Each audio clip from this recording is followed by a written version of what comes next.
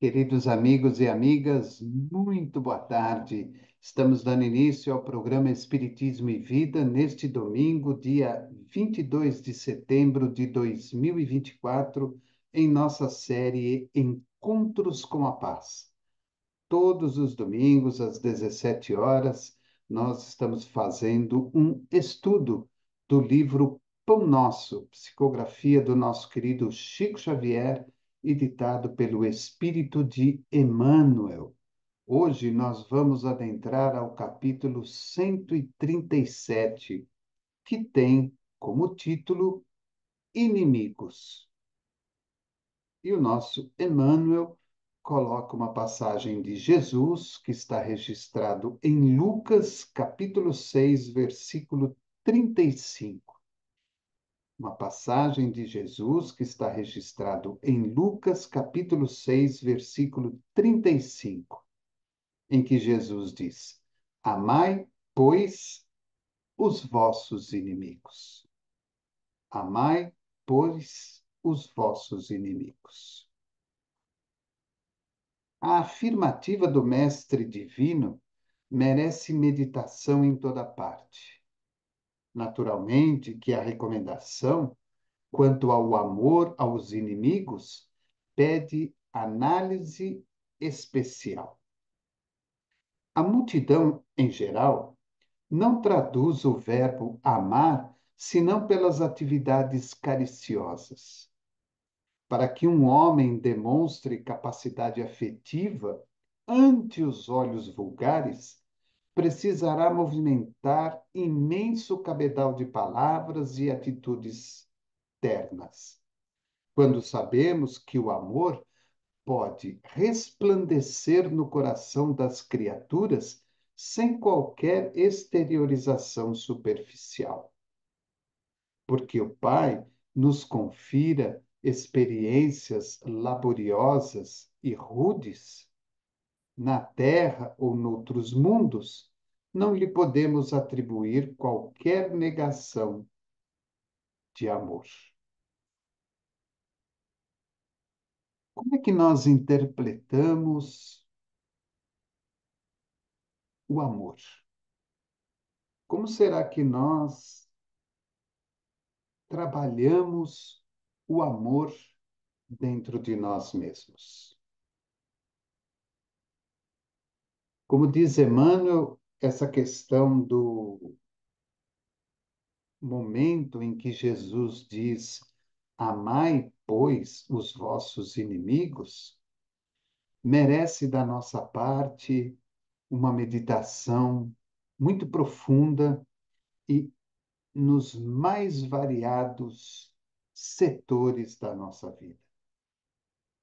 Mas para que isso se efetue de uma maneira concreta, para que isso se efetue de uma maneira positiva, antes de qualquer coisa, é necessário que nós analisemos em nós próprios como interpretamos a palavra amar ou a palavra amor. Na questão vulgar da vida, e vulgar, é claro, é uma palavra que muitas vezes nem deveríamos usar, mas no corrente da nossa vida, para que possamos exteriorizar a palavra amar ou amor, é preciso que nós nos utilizemos de lindas e maravilhosas palavras, de lindas e maravilhosas palavras que atinjam a fundo a quem esteja ouvindo. Quando não, nós necessitamos de algumas atividades cariciosas, como diz Emmanuel, para que possamos exteriorizar o nosso amor. Isso faz parte da vida material. Provavelmente, a nossa interpretação com relação ao amor, com relação ao verbo amar, está ainda muito distante daquilo que verdadeiramente nos recomendou Jesus. De que maneira nós interpretamos o amai, pois, os vossos inimigos. De que maneira nós conseguimos entender e compreender este amor da qual falou Jesus? Provavelmente estaremos indignados com esta colocação se nós não a estudarmos a fundo. Permaneceremos ainda mais indignados caso o nosso amor seja circunscrito apenas às questões cariciosas da vida material ou às questões das palavras e frases muito bonitas para que consigamos atingir a mente e o coração do próximo. Mas quando nós, de uma maneira muito superficial mesmo, nos colocamos na condição, na posição do trabalho realizado por Jesus, vamos observar que a sua mensagem tem uma conotação do verbo amar muito mais além daquilo que nós podemos imaginar. Tanto que Emmanuel coloca, porque o Pai nos confira experiências laboriosas e rudes, na terra ou noutros mundos. Não lhe podemos atribuir qualquer negação de amor. Então, é claro que nós somos levados a enfrentar na terra ou noutros mundos inúmeras experiências, laboriosas, rudes, até mesmo boas e positivas. E quando olhamos para isso, nós não podemos dizer de maneira nenhuma que faltou a nós amor.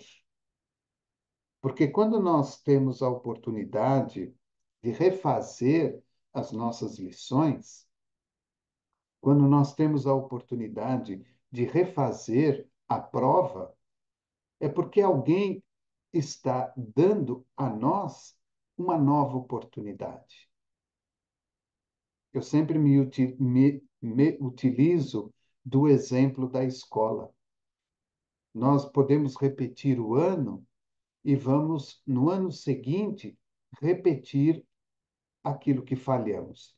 Teremos a chance, por bondade, por misericórdia, por amor, por lei, nós vamos ter direito a refazer aquele ano. Vamos ter direito a refazer as disciplinas em que falhamos, em que repetimos. Da mesma forma, quando reencarnamos e quando nos deparamos com as inúmeras adversidades, dificuldades, conflitos, experiências do dia a dia da vida, nós estamos, por amor misericordioso do Senhor, do Pai, recebendo a oportunidade de refazer aquele processo. Todos nós temos este benefício.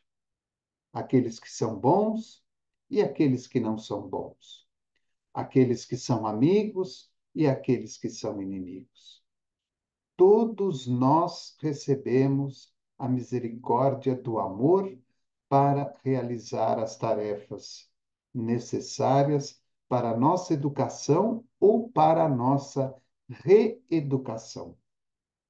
E ele continua: no terreno a que se reporta o amigo divino, é justo nos detenhamos em legítimas ponderações.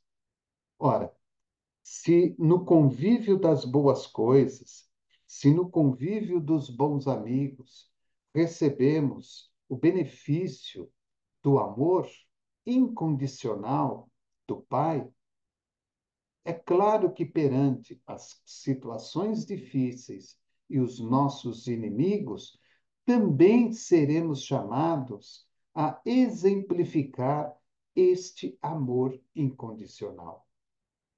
Mas Emmanuel deixa muito claro que este amor incondicional para com os nossos inimigos é preciso que se tenha para com ele um justo momento para legítimas ponderações.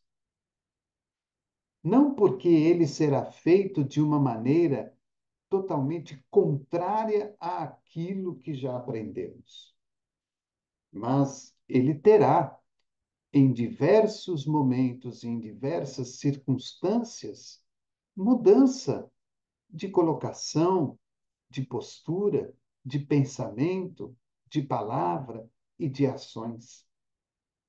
Porque o amor que nós atribuímos aos nossos inimigos, como diz Kardec e como dizem os espíritos no capítulo do Evangelho segundo o Espiritismo, amar o próximo como a si mesmo, ou também no Evangelho segundo o Espiritismo, no capítulo Amai os vossos inimigos, são circunstâncias diferentes.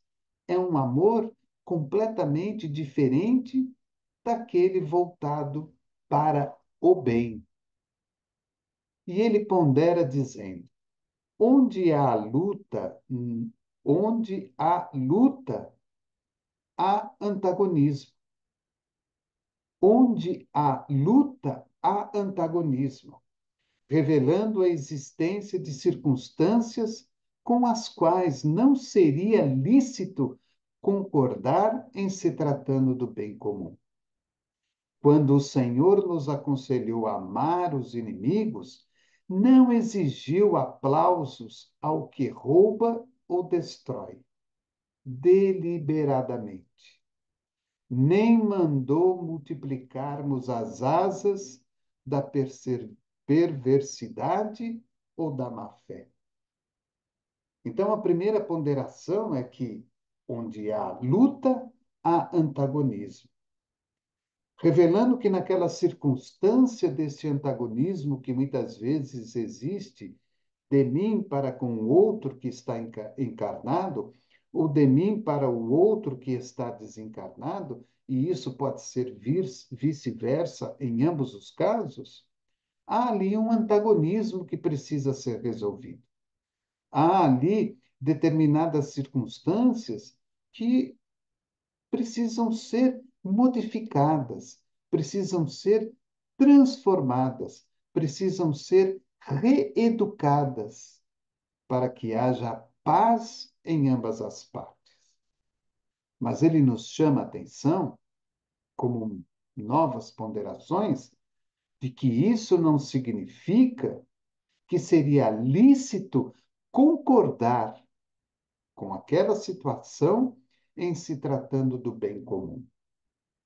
Então, quando nós olhamos para o bem comum, tanto para a minha parte quanto para o outro, não é lícito concordar que aquele antagonismo e as posturas que ambas as partes tomam para o mal, para o prejudicar, que isso seja uma tarefa natural para que concordemos, para que aceitemos, porque isso não faz parte do bem comum. E ele ainda coloca mais uma ponderação importante. Quando o Senhor nos aconselhou a amar os inimigos, não exigiu de nossa parte aplausos ao que rouba ou destrói. Deliberadamente, ou seja, que ele fez de forma deliberada. Nem mandou multiplicarmos as asas da perversidade ou da má-fé. Então, eu não vou, de maneira alguma, aplaudir aquele que rouba ou destrói, porque ele está fazendo de forma deliberada. Ele está fazendo. É da responsabilidade dele. Da mesma forma que Jesus não nos pede, nessa questão, que venhamos a multiplicar as asas daquela perversidade e daquela falta de fé ou de má fé. Porque se concordar, se achar lícito ou se agir da mesma maneira, eu estou multiplicando, eu estou aumentando este campo negativo que aquela alma ou aquele espírito esteja realizando. o que muitas vezes eu mesmo esteja realizando, prejudicando a outra alma ou prejudicando a um espírito desencarnado. Então, é preciso que nós entendamos estas circunstâncias. Quando Jesus fala para nós, amai, pois, os vossos inimigos, não significa dizer que eu vou concordar com tudo que está ali. Não significa dizer que eu vou aceitar tudo que está ali. Não significa dizer que vou agir da mesma maneira que está ali à frente dos meus olhos. Porque tudo isso foge ao bem comum. Recomendou realmente auxiliarmos os mais cruéis. Recomendou realmente auxiliarmos os mais cruéis. Amai, pois, os vossos inimigos. É a mensagem de Jesus para que auxiliemos aqueles que são mais cruéis. No entanto, não com aprovação indébita, e sim com a disposição sincera e fraternal de ajudá-los a se reerguerem para a senda divina, através da paciência, do recurso reconstrutivo ou do trabalho restaurador. A recomendação de Jesus é auxiliarmos aqueles que são mais cruéis, auxiliarmos de algumas maneiras que são práticas e objetivas. Eu não vou aprovar aquilo que está acontecendo. Eu não vou aprovar aquela atitude. Mas eu tenho que ter dentro de mim uma disposição sincera e fraternal de ajudá-lo, para que eles possam se reerguer perante o erro que estão cometendo. E aí, o que eu vou usar, segundo Emmanuel? Primeiro, a paciência. Porque em casos assim, a primeira coisa que nós precisamos ter é paciência. Porque o outro está errado. O outro está cometendo mal. O outro está se colocando na posição de inimigo. Então, para que eu possa restaurar a sua existência, ajudando-o de uma forma sincera e fraternal, antes de tudo é preciso ter paciência, porque durante algum período, durante algum tempo, ele permanecerá agindo, pensando e falando daquela mesma maneira negativa. Em segundo, usar do recurso reconstrutivo. Olha que interessante. Não é usar do recurso construtivo, porque já há entre nós algo que foi construído.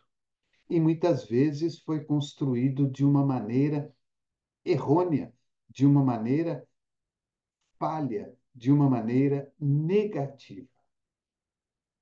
Por isso que há este antagonismo entre nós. Alguém deve para alguém. Alguém está cobrando alguém. Então, Emmanuel fala que é usar o recurso reconstrutivo, ou seja, eu vou reconstruir aquilo que foi mal construído. A bondade, a caridade, o bem, a compreensão, a tolerância, a oração, a vibração, a paciência. E se caso nós não pudermos nos utilizar deste recurso reconstrutivo, ele pede que nós nos utilizemos do trabalho restaurador. E o trabalho restaurador, ele pode ser realizado de inúmeras maneiras. Eu posso orar, eu posso vibrar, eu posso solicitar um tratamento espiritual à distância, eu posso solicitar um passe, enfim, eu posso fazer inúmeras coisas no trabalho restaurador. Então vejam que o antagonismo existente para que haja um inimigo é porque em algum momento aquilo que foi construído não foi construído de uma maneira sólida, de uma maneira que durasse e perdurasse para a existência infinita de uma maneira sincera e verdadeira. No meio do caminho, houve ali algum desajuste entre nós. Como diz Joana de Ângeles, através do nosso querido Divaldo, que se há cobrador, há dívida. Muitas vezes a cobrança é indébita, porque não há uma dívida. Criou-se de forma deliberada por parte daquela pessoa, daquela alma ou daquele espírito, algo que ele não concorda e que ele não aceita em nós. Em outras vezes, há sim uma dívida. E de forma deliberada também, o cobrador nos exige o pagamento da dívida. Então, se há este antagonismo, se há este conflito, isso significa que em algum instante da caminhada, a construção não foi feita, como eu disse, de forma perfeita. Então, Emmanuel nos pede: olha, é preciso, em primeiro lugar, que haja uma disposição sincera e fraternal da nossa parte. E depois, que nós possamos ajudar a esta alma ou a este espírito a reerguer-se para a senda divina, que é aquele instante em que a pessoa vai parar, vai refletir, vai se arrepender e vai reerguer-se para o trabalho divino de espiritualização de si próprio. Mas para isso, eu preciso ter, em primeiro lugar, paciência, porque denota tempo a realização desta tarefa. Depois, eu preciso realizar, aliás, me utilizar de um recurso reconstrutivo. Ou seja, eu vou reconstruir aquilo que não foi feito de uma maneira sólida em algum momento lá atrás. Ou então, eu posso também me utilizar de um trabalho restaurador. Gradativamente, eu vou trabalhando para que se restaure a confiança e a paz entre aqueles que são antagonistas. E ele continua. O mestre, acima de tudo, preocupou-se em preservar-nos contra o veneno do ódio, evitando-nos a queda em disputas inferiores, inúteis e desastrosas. Então vejam como que é, ao mesmo tempo, o amor de Jesus para conosco, para que a gente se preserve do veneno do ódio, do veneno da vingança.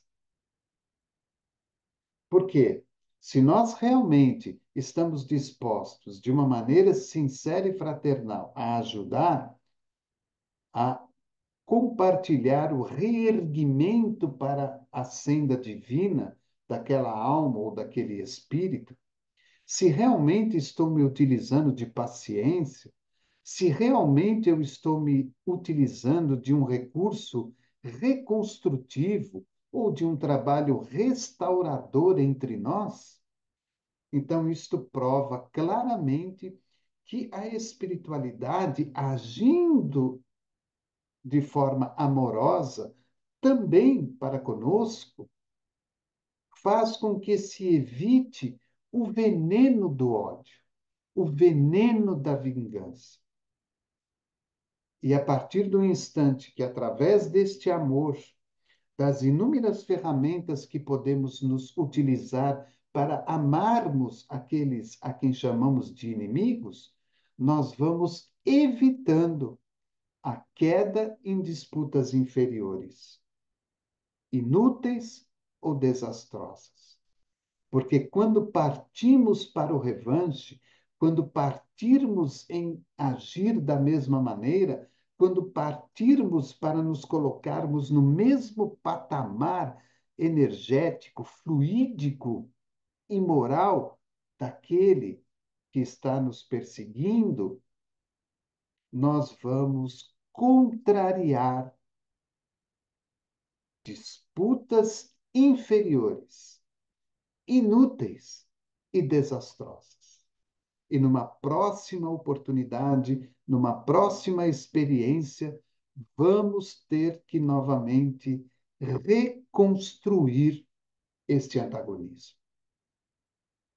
Não é fugirmos do combate, é agirmos de uma maneira mais elevada, mais equilibrada, mais correta, mais justa, digna, em favor de nós e do outro. Amamos o outro, nos utilizando de determinadas ferramentas que a vida e a espiritualidade nos oferecem. E, ao mesmo tempo, vamos nos preservando do veneno do ódio e da vingança, para que assim não adentremos em disputas inferiores, inúteis e desastrosas. E aí ele termina dizendo: ama, pois, os que se mostram contrários ao teu coração, amparando-os fraternalmente com todas as possibilidades de socorro ao teu alcance, convicto de que semelhante medida te livrará do calamitoso duelo do mal contra o mal. E muitas vezes nós olhamos esta frase de Jesus e ficamos aí imaginando aqueles que são inimigos de verdade, né? Aqueles que nos perseguem, que nos caluniam, aqueles que fazem coisas contra nós, enfim, aqueles que fazem tanta coisa ruim contra nós mesmos. Aqueles que não nos deixam em paz em momento algum. Mas muitas vezes nós temos inimigos dentro da família, dentro do lar, dentro do trabalho, dentro da sociedade, dentro do templo religioso que trabalhamos. E não são inimigos na forma profunda da palavra. São pessoas, aliás, são almas que têm um antagonismo muito grande para conosco, fruto de construções que não foram solidificadas no bem em épocas passadas. Então, são, vamos dizer assim, são pequenos inimigos, médios inimigos, grandes inimigos.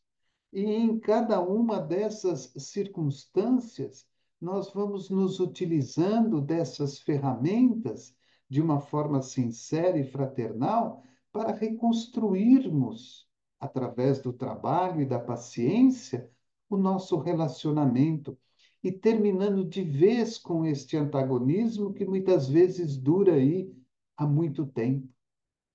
Por isso que ele termina de uma forma muito bonita, dizendo a nós: ama, pois, os que se mostram contrários ao teu coração, amparando-os fraternalmente com todas as possibilidades de socorro ao teu alcance, convicto de que semelhante medida te livrará do calamitoso duelo do mal contra o mal.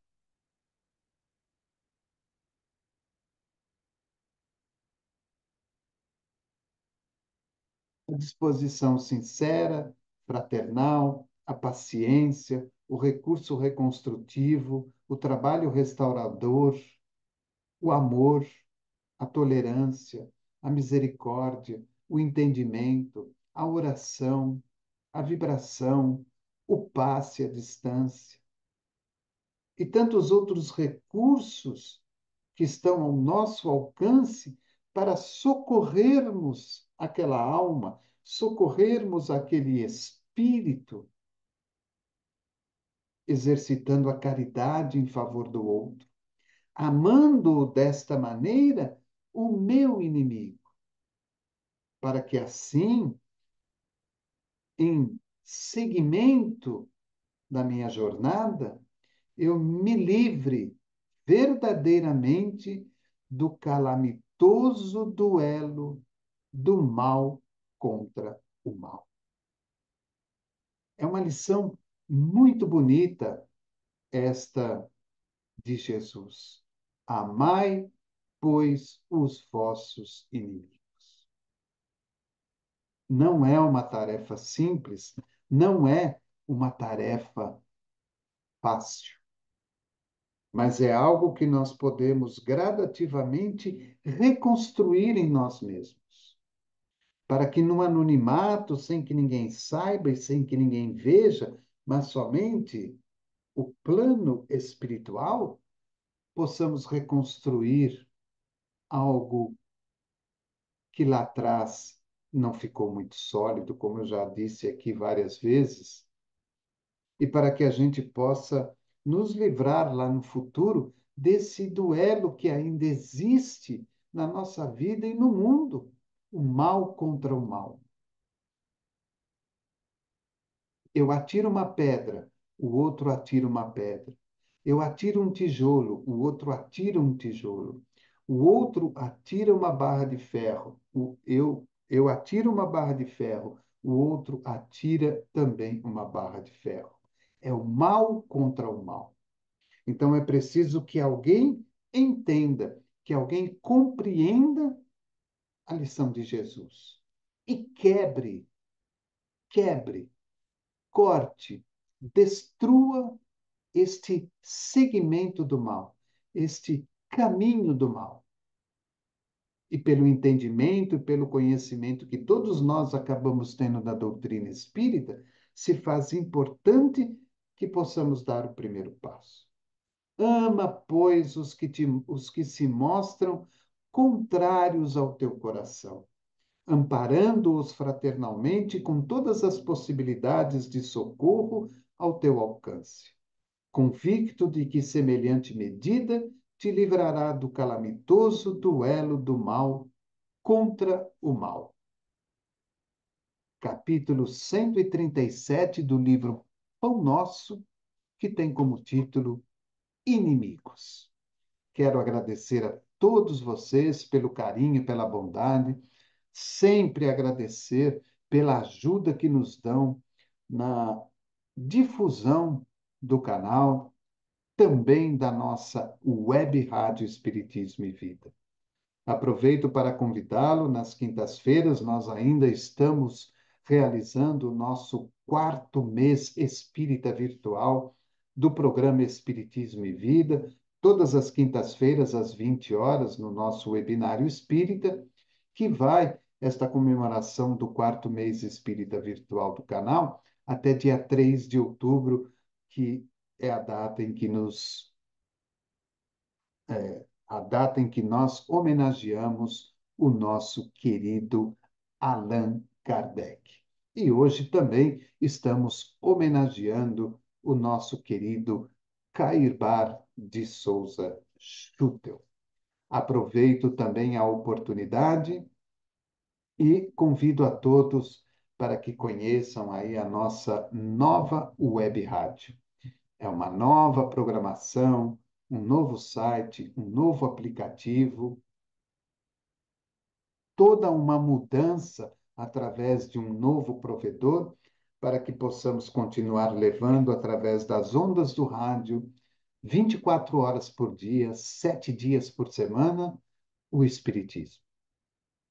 Para quem deseja conhecer e baixar o nosso aplicativo, entrar no site www.webradioespiritismoevida, tudo junto.com.br www.webradioespiritismoevida.com.br.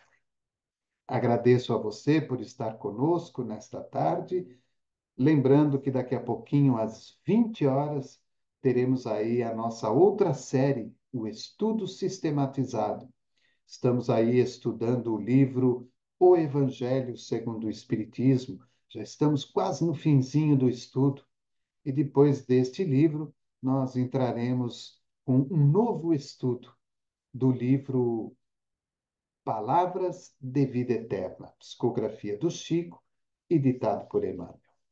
Desejo a todos vocês um bom final de domingo e uma semana repleta de muita luz, muita paz e muita felicidade a você e a toda a sua família. Programa Espiritismo e Vida, simples, objetivo, constante. Um forte abraço e até a próxima semana.